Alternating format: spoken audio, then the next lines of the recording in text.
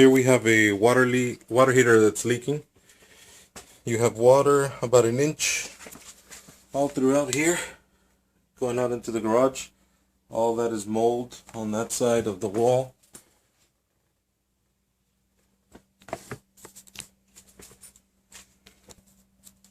So we have mold going there. You have pretty bad there. All of that, and you have standing water there. You can see it because here, see how it's wet right there? It's wet over here.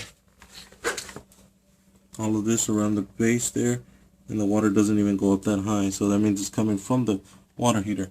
You also have all this mold here, and also the meter's not really moving, so this amount of water, this has been going on for a while. And you can see it right here. There's water right there, and in here, basically. Right there, that's full of water. So it's leaking internally, coming down here and ruining all this.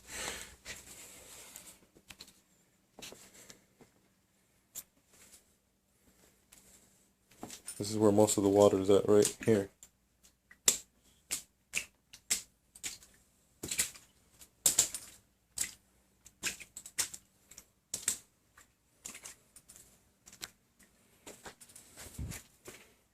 And there's the mold.